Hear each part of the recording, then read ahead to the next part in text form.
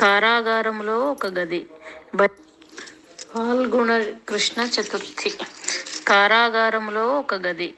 బయట ఇద్దరు సకవచ ఖడ్గులైన భటులు నిల్చుండిరి.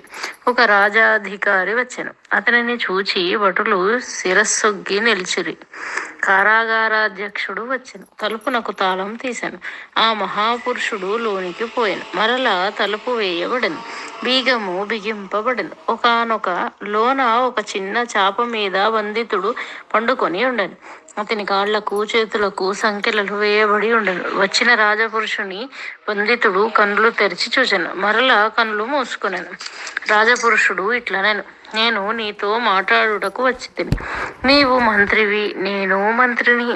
పరస్పరము మర్యాద చేసుకొనవలేను కదా. నీవు లేచి కూర్చుండవలేను, స్వాగతం చెప్పవలేను. బంధితుడు, ఇది నా స్వగృహం కాదు. నేను స్వాగతం చెప్పి అర్ఘ్యపాద్యాలు ఇయ్యదగిన స్థితిలో లేను. రాజపురుషుడు, మనం ఎచ్చట ఉన్నా అది మన స్వగృహం.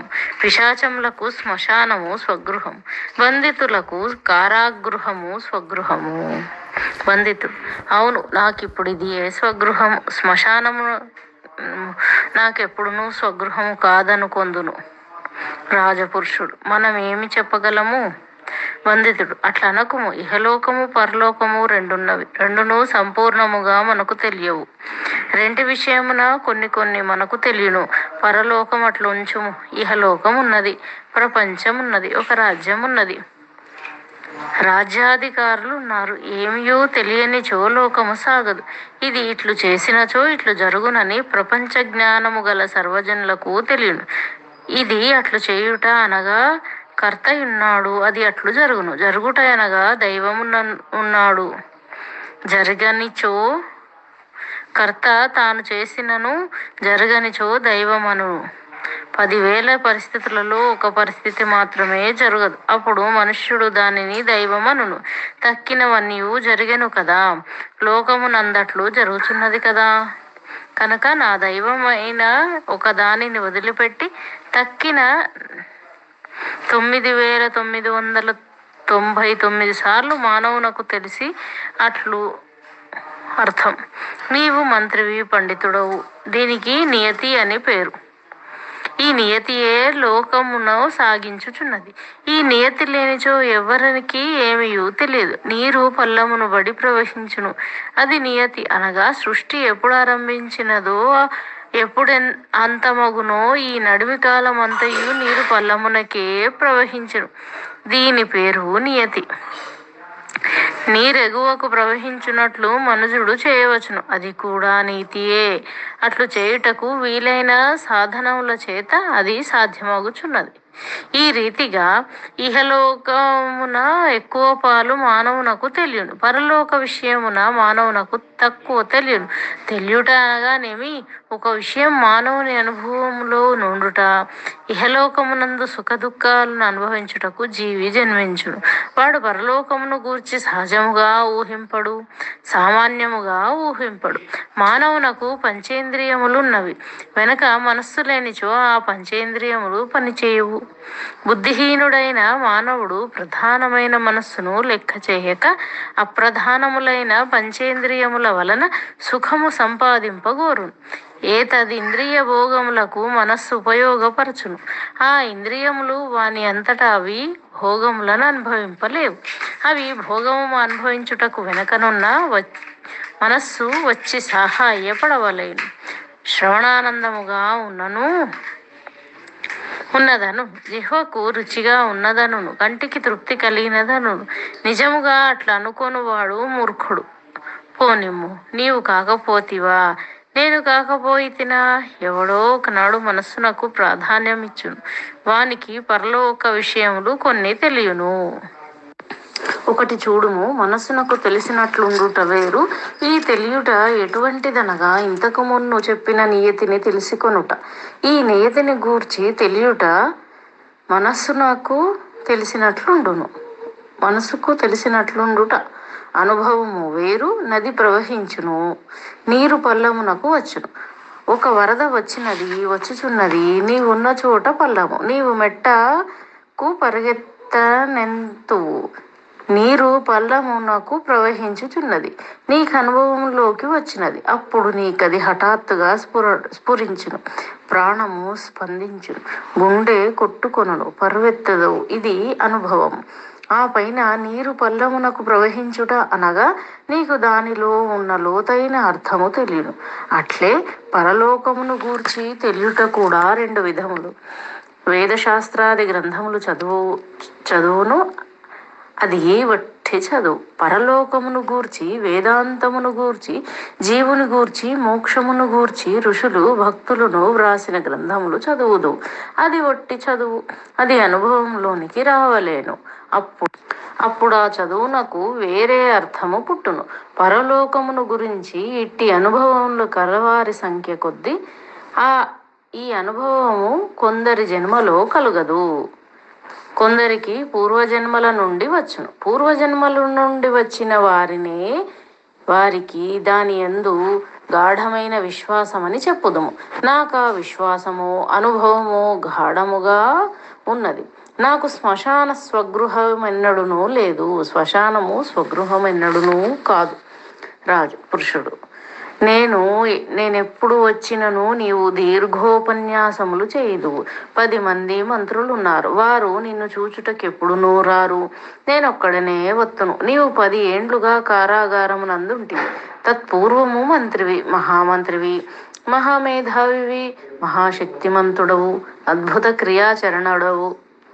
రాజుగారికి నీ యందు అసూయ పుడమినది. నిన్ను దరిద్రుని చేసినాడు. 10 ఏండ్ల కింద నిన్ను బంధించినాడు. నీ యందు నాకు గౌరవము కలదు, నీ యందు నా గౌరవం ఎప్పుడునూ చెడదు. అందుచేత నిన్ను చూచిపోవుటకు వచ్చిపోవుచుందును. నీకు నేను ప్రతిపక్షిననుకొందువు. నేను వచ్చినప్పుడెల్లా నీకు చెప్పుచుందును. మరలా చెప్పుచున్నాను, రాజు నీ సంపదను హరించబోవుచున్నాడని అప్పుడు వచ్చి చెప్పితిని. నిన్ను పారిపొమ్మంటిని, నీవు వినలేదు. రాజు నిన్ను బంధితుని చేయబోచున్నాడని మరలనప్పుడు వచ్చి చెప్పి తిని పారిపొమ్మంటిని, అప్పుడు నువ్వు వినలేదు. ఇప్పుడు మరి ఒకటి చెప్పుటకు వచ్చి తిని. బంధితుడు: నీవు చెప్పిన మాట నిజమే, నేను పారిపోలేదు. అది నా తెలివి తక్కువయో నాకు తెలియదు. నా యందు స్నేహము చేత నీవట్లు చెప్పితివి కాని దానికి దుష్ఫలితములుండునని నాకు తెలియను. నేను పారిపోయి తిని. అట్టి స్థితిలో పాత్రుడైన పురుషుడు పారిపోవుటకు ప్రయత్నించునని రాజునకు తెలియను, రాజపురుషులకు తెలియను. నా యందు రాజు నిరూపించిన దోషములు కల్పితములని నాకు తెలియను. నేను పారిపోవుటకు ప్రయత్నించినచో నా దోషములు నేను అంగీకరించినట్లు సమన్వయపరుతురు. నేను దోషిని కానిచో నేనెందుకు పారిపోదును? ఈ సమాధానము నీతోనే ఇది వరకు చెప్పలేదు. రాజపురుషుడు: నిజమే, చెప్పలేదు. పూర్వం ఎందుకు చెప్పలేదు? నేడెందుకు చెప్పవలసి వచ్చినది? బంధితుడు: అన్ని ప్రశ్నలకు సమాధానములుండవు, కొన్నింటికి అసలుండవు. నీవు నిన్ననెందుకు రాలేదు, నేడెందుకు వచ్చితివి? రాజపురుషుడు: ఇది సమాధానము కావచ్చును. బంధితుడు: అయినచో నాకు అభ్యంతరము లేదు. రాజపురుషుడు: నీవు చెరలో ఉన్నావు. నీ చోటికి రాతి గోడలున్నాయి, నీ చుట్టూను రాతి గోడలున్నవి, పైన పర్వతమున్నది, ఇనుప ద్వారమున్నది. నీకు బయటి వార్తలు ఎట్లు తెలియను? బంధితుడు: నేనున్న ఈ కారాగారమును దివానిశలు రక్షించు రక్షక భటులున్నారు, వారిని అడుగు. రాజపురుషుడు: వారు విశ్వసనీయులు. బంధితుడు: విశ్వసింపదగిన వాడను నేను, విశ్వాసము లేని వాడవు నీవు. రాజపురుషుడు: నీ ఒకనాడు మంత్రివి కావచ్చు, నేడు నేను మంత్రిని. నేను తలుచుకున్నచో ఏమైనను చేయగలను. బంధితుడు: నీవు తలుచుకోనిదెప్పుడు, చేయనిదెప్పుడు? రాజపురుషుడు: ఇంకనూ చేయగలను. బంధితుడు: ఇంకనూ ఏమి చేయగలవు? నన్ను నిప్పులలో పెట్టి వేయించగలవు. దినదినము శరీరంలో కొంత భాగమును నరికించగలవు. మెడకు కాళ్లకు గొలుసులు కట్టి అటునిటు లాగించగలవు. ఈ అన్నీయు ఎంతవరకు చేయగలవు? ప్రాణమున్నంత వరకు చేయగలవు. రాజపురుషుడు. ప్రాణం పోయిన తర్వాత కూడా చేయవచ్చును వందితుడు. ఒక రాతి గోడ కట్టెడివాడు గుగ్గిగానునను రాతిని గోడ మీద సమర్చుటకు వీలుగా నులితో సుత్తితో కుట్టుచు ఆ రాతిని తానేమో చేయుచున్నాననుకున్నచో ఎంత బుద్ధిహీనుడనుకొనవలేను. కుడ్య నిర్మాణమునకు ఉపయోగముగా మలుచుకొనుచున్నాననుకొనుట వాడు చేయును. అందుకొరకే వాడు చేయుచున్నాడు. అది వాని వృత్తి. వాడు శిల్పి అయినచో ఆ రాతికి చక్కని రూపం వచ్చినట్లు చేయును. అంతేకాని ఓసి శిలాఖండమా, నీ మీద నేను పగ తీర్చుకొనుచున్నాను, నిన్నులితో ముక్కలు ముక్కలుగా కుట్టుచున్నాను, చావుము చావుము మొదలైన భావములతో పనిచేసినచో వాడు ఒక ఉన్మాది. ప్రాణం పోయిన తర్వాత ఎవడేమి చేయగలడు? ఇప్పుడు నా కాలికి చేతికి సంకెలలు వేసిరి. నా కాలు చేతులు ఆడుట లేదు. ఒక పద్ధతిలో కొంతసేపు కూర్చున్నచో కాళ్ళు కదులును, గుదులు పట్టును, కాలు జాడించవలేను, చాచవలేను. అట్లే శరీరంలో ఉన్న కొన్ని భాగములు సేపు అదే స్థితిలో ఉండలేవు. అట్లే ఉన్నచో బాధ కలుగును. సంవత్సరములు అట్లే ఉండవలసి వచ్చినచో ఏమగును? ఆ అవయవములకు ఆ బాధ నిత్యమైపోవును. ఒక్కడా బాధగా ఉండగానే చనిపోవును. బాధగా ఉండగానే చనిపో. మరి ఒకడు కొన్ని ఏండ్లకు చెర నుండి విముక్తుడగును. కొన్ని ఏండ్లు నిగళబద్ధుడగుట వలన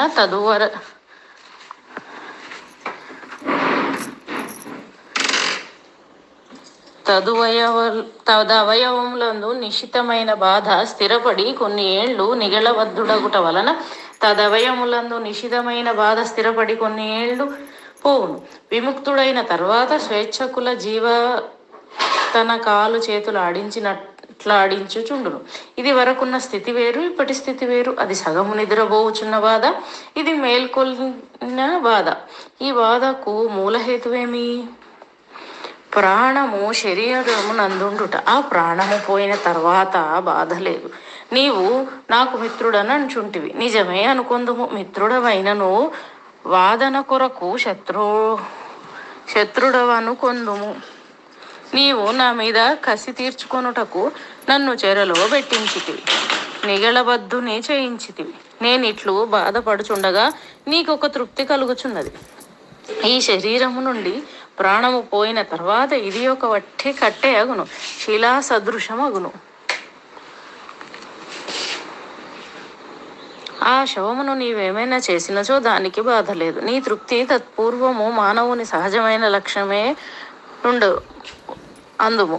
శవమును ఖండములుగా కొయ్యదు, దానిలో ఏమి తృప్తి ఉన్నది? అది మానవము కాదు, అది పైశాచికము, రాక్షసము. కానిచో ఒక్కటి చెప్పవచ్చును. మనుష్యుడు పరిగెత్తుచున్నాడు, హఠాత్తుగా వాని తల నరికితివి, తల కింద పడినను